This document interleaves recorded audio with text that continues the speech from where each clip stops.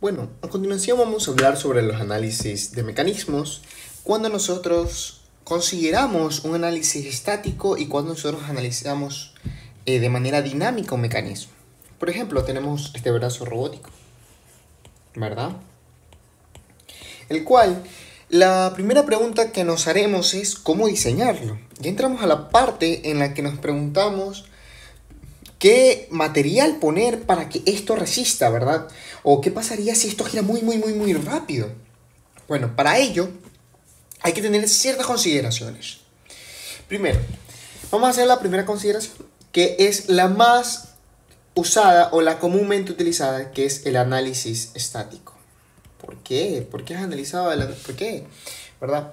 Porque se estudia solo los pesos de los elementos, ¿verdad? Las fuerzas motrices, ¿verdad? O la fricción, ¿verdad? De que tienen cada elemento. Y bueno, hacemos un análisis estático como hemos visto con anterioridad en esto. ¿Y cuándo se analiza? Porque esto puede estar girando muy rápido. Bueno, algunos textos sugieren que a velocidades menores a 500 RPM se considera un análisis estático. Sin embargo, ¿qué pasaría si nos superamos esa velocidad? ¿Qué pasaría, por ejemplo, si algunos textos dicen que es mayor a 500, otros dicen que es mayor a 1000 RPM, dependiendo de la máquina, ¿verdad? Unas velocidades altas.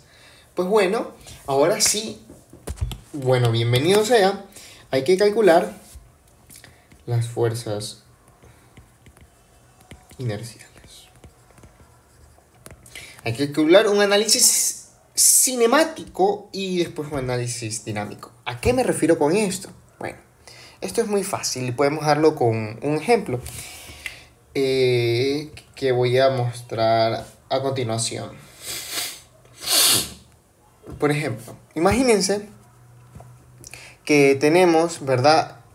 Un avión, ¿verdad? Se ha visto que el avión tiene estas aspas. Ya.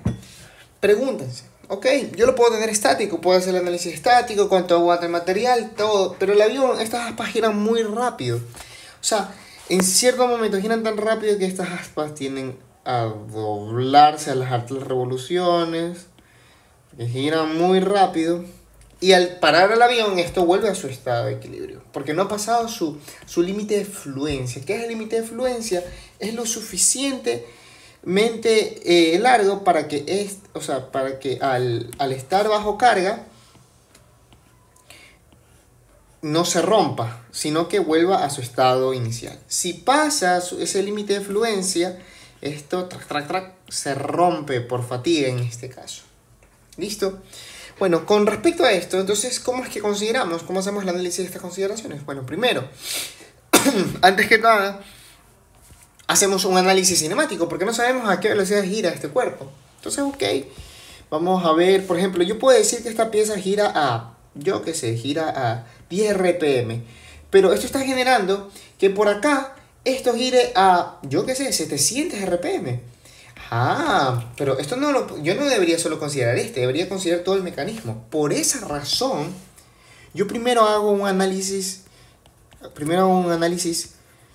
cinemático. ¿Qué era cinemático? Pues bueno, calculamos las velocidades, las aceleraciones, las velocidades angulares, las aceleraciones angulares.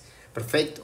Ahora con ello, yo voy a estimar la masa que voy a usar para cada material. La masa, la inercia, que es súper importante, los radios de giro para saber su esbeltez, y bueno, etc.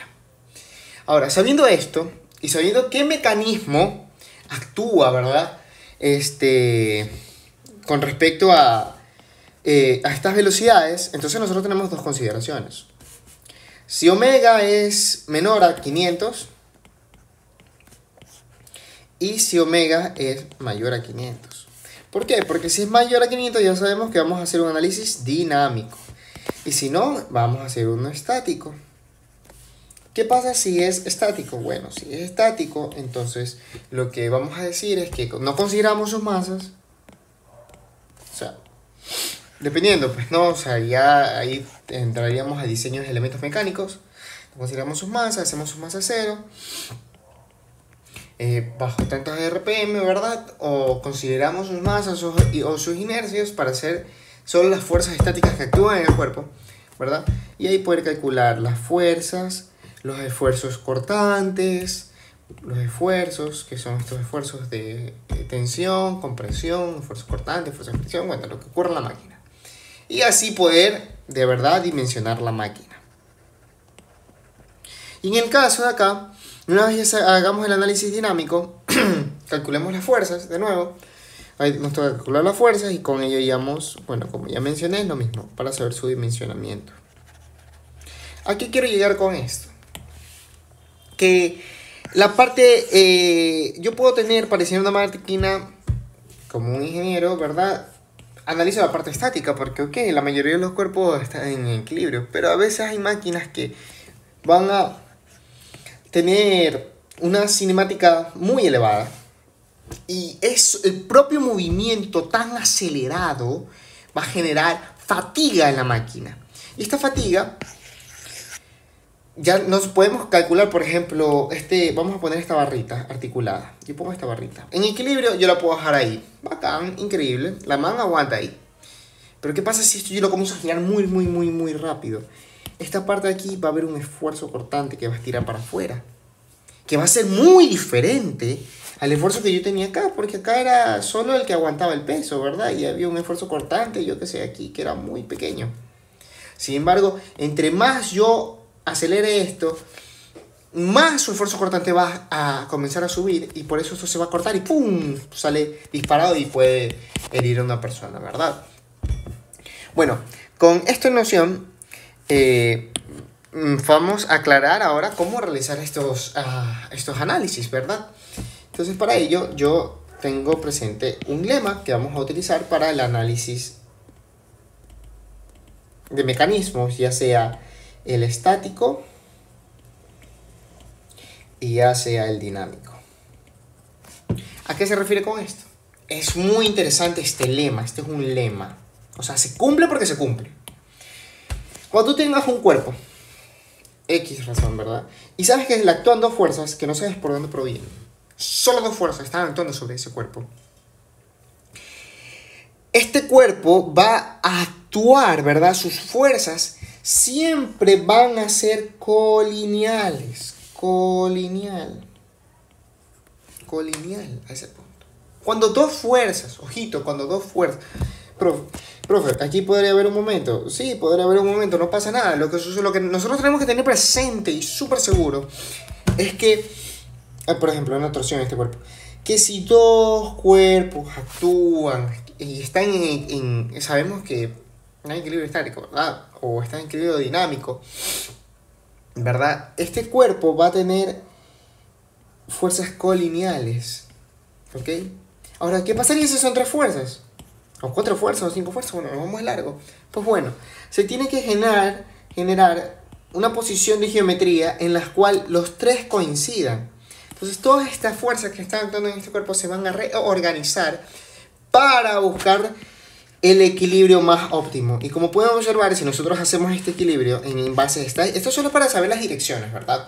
El más importante es este no es tan importante, este se calcula más por sumatorios de fuerzas, que está en equilibrio en un cuerpo. Sabemos que este cuerpo, aquí, haciendo esta sumatoria, se va a cancelar y bueno, va a alcanzar el equilibrio. Esto, dejémoslo en stand-by, porque el más importante a analizar es este de aquí. Que cuando dos fuerzas externas actúan sobre un cuerpo, esto viene a ser colineal. Listo. En el siguiente video vamos a ver los ejercicios.